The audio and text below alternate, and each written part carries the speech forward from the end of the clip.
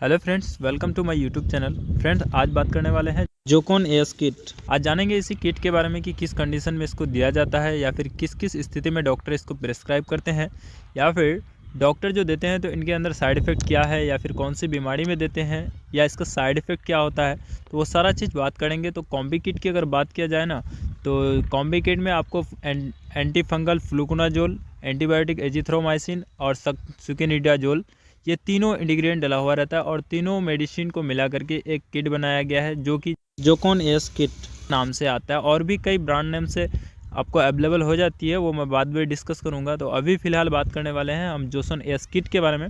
तो इसका टोटल जानकारी जानने वाले हैं कि क्या क्या है, तो वीडियो को बिना स्किप करके देखिएगा, ठीक है फ्रेंड्स, क्योंकि मेडिसिन है, ये घातक भी हो सकता है, इसीलिए अधूरी ज्ञान इसका ठीक नहीं होता है। तो ठीक है फ्रेंड्स, तो वीडियो में बने रहिए शुरू से अंत। तो आइए फटाक से करते हैं वीडियो को स्टार्ट। तो सबसे पहले बात करते हैं इसका नॉलेज की कि क्या क्या इसमें डला हुआ रहता है, या फिर इसमें जो इस कॉम्बी किट को जो बनाया गया है तो किस कंडीशन के लिए बनाया गया है, या फिर ये किस किस चीज़ से बनाया गया है। सबसे पहले बात करते हैं, इसमें फ्लूकोनाजोल डला हुआ रहता है, दूसरा एजिथ्रोमाइसिन, तीसरा सेकेनिडाजोल। तो फ्लूकोनाजोल जो है ये आपका एंटी फंगल है, जिसका यूज़ हम लोग फंगल से रिलेटेड कोई भी इन्फेक्शन को क्लियर करने के लिए यूज़ करते हैं। हम सभी जानते हैं कि फ्लूकोनाजोल जो है वो फंगल से फंजाई होता है और फंगाई से ही कोई भी इन्फेक्शन जो होता है उसको ट्रीट करने के लिए इसका यूज़ करते हैं। इसी से रिलेटेड इस कॉम्बी किट में भी फ्लूकोनाजोल डाला गया है, ठीक है फ्रेंड्स। उसके बाद दूसरा जो है आपका एजिथ्रोमाइसिन है, जो कि एक एंटीबायोटिक होता है, जिसका काम की अगर बात किया जाए तो ये आपका एंटीबैक्टीरियल होता है, जिससे कि बैक्टीरियल इन्फेक्शन जो हो जाता है किसी भी तरह का, तो उस इन्फेक्शन में इसका यूज़ करा जाता है, ठीक। और तीसरा है जो सेकेनिडाजोल है, और सेकेनिडाजोल भी एक एंटीबायोटिक ही है, जिसका यूज़ हम लोग बैक्टीरियल और माइक्रोब का जो इन्फेक्शन होता है तो उन दोनों इन्फेक्शन में इसका यूज़ करा जाता है। तो ये तीनों जो है इंग्रेडिएंट को मिला करके इस कॉम्बी किट को बनाया गया है, और इस तरह से रिलेटेड जो भी प्रॉब्लम होता है तो उस प्रॉब्लम में डॉक्टर इसको प्रिस्क्राइब करते हैं।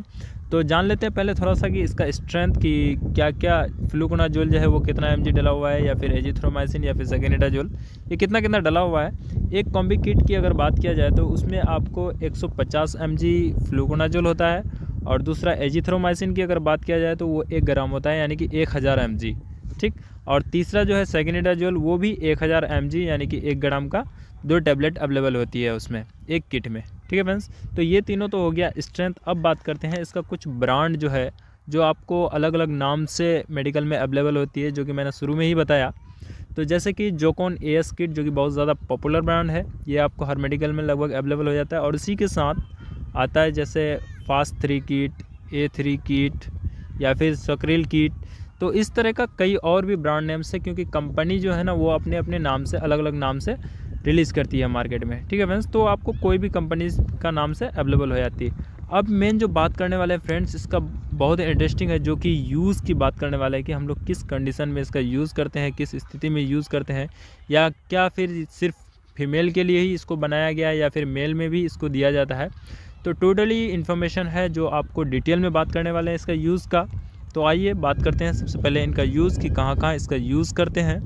जैसा कि हम लोग जानते हैं कि एंटी फंगल और एंटी बैक्टीरियल से रिलेटेड इस मेडिसिन को बनाया गया है, यानी कि एंटी फंगल यानी कि फंगस से जो डिजीज़ होता है, या फिर और बैक्टीरिया दोनों के द्वारा जो डिजीज़ होता है तो उसमें इसका यूज़ किया जाता है। उसमें मुख्य रूप से जो है वो फीमेल के लिए, जो कि बैक्टीरियल वैजिनोसिस जो हो जाती है, तो इसमें इसका यूज़ करा जाता है, ये मुख्य तौर से, ठीक है फ्रेंड्स। इसमें क्या होता है, बैक्टीरियल वैजिनोसिस में जो कि मतलब फीमेल का जेनिटल पार्ट जो होता है उसमें स्वेलिंग आ जाता है और इचिंग होने लगता है, रेसेस पड़ जाता है, या फिर यूरिनेशन के समय में उसमें पेन आती है, या फिर इंटरकॉर्स जो होता है तो उस समय भी इसमें पेन होता है, और कभी कभी वेजिनल डिस्चार्ज भी हो जाता है। तो ये इस कंडीशन में इसका यूज़ करते हैं हम लोग जोकॉन एएस किट का।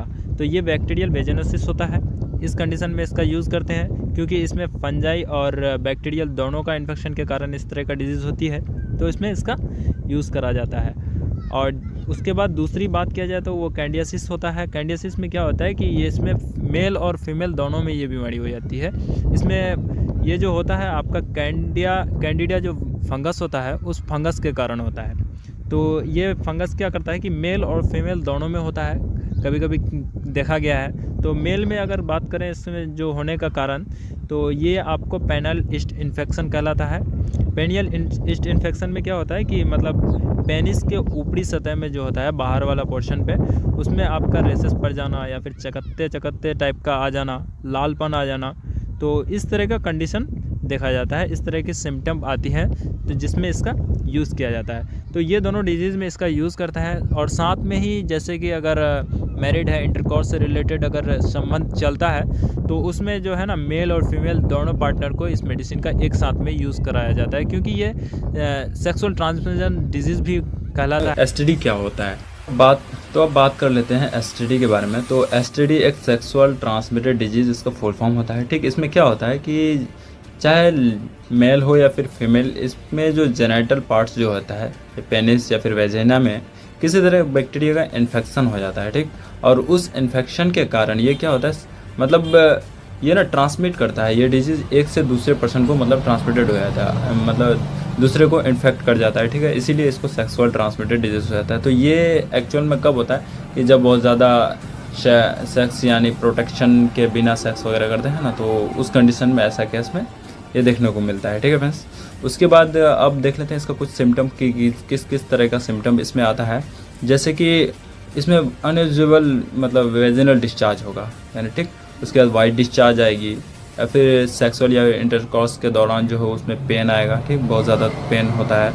और वहीं पे पीरियड्स के बीच में भी कभी कभी ब्लीडिंग आ जाती है इसमें, ऐसे केस में। उसके बाद बर्निंग टाइप का लगेगा, यानी जलन टाइप का फील होता है। ठीक, उसके बाद आपका यानी लोअर एब्डोमेन यानी पेल्विक साइड जो होता है, तो उसमें भी बहुत ज़्यादा पेन आता है। ठीक, तो ठीक है फ्रेंड्स, तो ये तो हो गया आपका मुख्य रूप से कि इसका यूज़ किया जाता है। अब जान लेते हैं इसका डोज के बारे में कि किस किस कंडीशन में कितना कितना डोज दिया जाए। इसको स्टेप बाय स्टेप लिया जाता है। इस कॉम्बी किट में दिया हुआ रहता है कि किसको पहले लेना है, किसको बाद में लेना है और फिर किसको उसके बाद लेना है। तो सबसे पहले फ्लूकोनाजोल जो कि मॉर्निंग टाइम में लिया जाता है, वो खाने के बाद। ठीक है फ्रेंड्स, उसके बाद दूसरा जो है वो एजिथ्रोमाइसिन जो 1 ग्राम होता है, ये इसको लंच के बाद लिया जाता है, यानी कि दोपहर टाइम में, उस समय खाने के बाद लिया जाता है। ठीक, उसके बाद तीसरा जो है सेकेनिडाजोल, तो सेकेनिडाजोल को सबसे लास्ट में यानी कि डिनर के बाद, यानी रात में भोजन करने के बाद इसका यूज़ करते हैं। यानी कि होल टैबलेट जो है उसका जो पूरा टैबलेट है उसको एक ही दिन में इसका यूज़ कराया जाता है। फिर डॉक्टर अपने एक्सपीरियंस के अनुसार उसका सिम्टम को देख करके, सिविरिटी को देख करके ही इसका डोज देते हैं कि क्या पता इससे ज़्यादा इन्फेक्शन है तो ज़्यादा भी डोज दे सकता है, और अदर मेडिसिन भी दे सकते हैं इसके साथ। ठीक है फ्रेंड्स, अब आते हैं कुछ इसका साइड इफ़ेक्ट देख लेते हैं कि कभी कभी इसका साइड इफ़ेक्ट भी देखा गया है, तो जिसमें कि डायरिया हो जाना या फिर स्टोमक अपसेट हो जाना, नोज़िया आ जाना, कभी कभी वोमिटिंग भी देखा जाता है, या फिर माउथ ड्राई यानी कि सूखापन आ जाना मुंह में, एनोरेक्सिया यानी भूख ना लगना, इस तरह का कई साइड इफ़ेक्ट भी देखा गया है। तो फ्रेंड्स देखिए, कोई भी मेडिसिन अगर लेते हैं तो वो अपने डॉक्टर से कंसल्ट के बिना मत लें, क्योंकि डॉक्टर की प्रिस्क्रिप्शन बहुत ज़रूरी है मेडिसिन के लिए। मेडिसिन बहुत ही जितना अच्छी चीज़ है उतना ख़तरनाक भी है, ये बॉडी के लिए बहुत ज़्यादा घातक भी हो सकता है। ठीक है फ्रेंड्स, इसीलिए डॉक्टर से बिना कंसल्ट किए हुए कोई भी मेडिसिन अब सेल्फ यूज़ ना करें। ठीक है फ्रेंड्स, तो आई होप ये वीडियो आपके लिए नॉलेजफुल रहा होगा। आज का वीडियो यहीं तक समाप्त करते हैं फ्रेंड्स, फिर मिलते हैं नेक्स्ट वीडियो में बहुत जल्द। तब तक के लिए बाय।